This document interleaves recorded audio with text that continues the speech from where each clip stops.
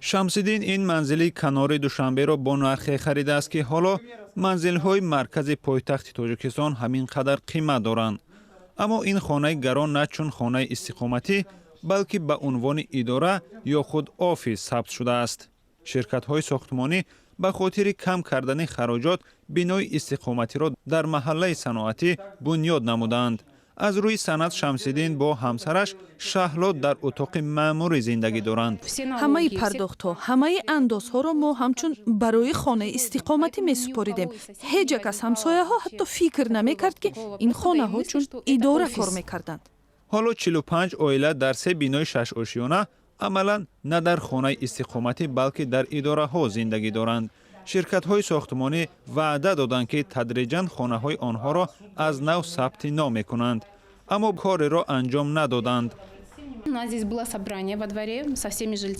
мо бо ширкати ҳамаи сокинон маҷлис гузаронидем. дар ин маҷлис сохтмончиён ва ҳуқуқшиносони ҳукумат низ буданд. намояндагони ширкатҳои сохтмонӣ гуфтанд ки ҳамаи хароҷоти вобаста ба сабти дубораи номро бар уҳдаи худ мегиранд, вале вақте кор то ба додгоҳ кашид, онҳо дигар ба зангҳои мо ҷавоб намедоданд.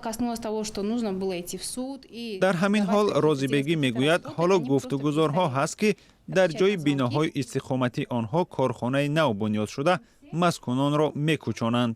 дар чунин ҳолат ба онҳо ҷубронпули мутобиқ ба идора дода мешавад. яъне ин хонаҳои шахсӣ нестанд. дар ҳар вақти дилхоҳ онҳо метавонанд ин идораҳоро бигиранд ва мо бе ҳеҷ чиз мемонем. сокинон ҳамроҳ бо ҳуқуқшиносон ба шаҳрдорӣ муроҷиатнома фиристоданд. маъмурияти шаҳр муроҷиати онҳоро ба додгоҳи ноҳиявӣ ирсол кардааст, вале дар он ҷо гуфтанд ки ин кор дар салоҳияташон нест.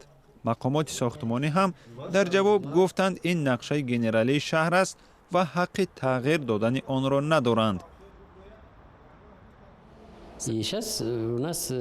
онҳо мехоҳанд ки мақоми ин биноҳо аз маъмурӣ ба истиқоматӣ табдил шавад.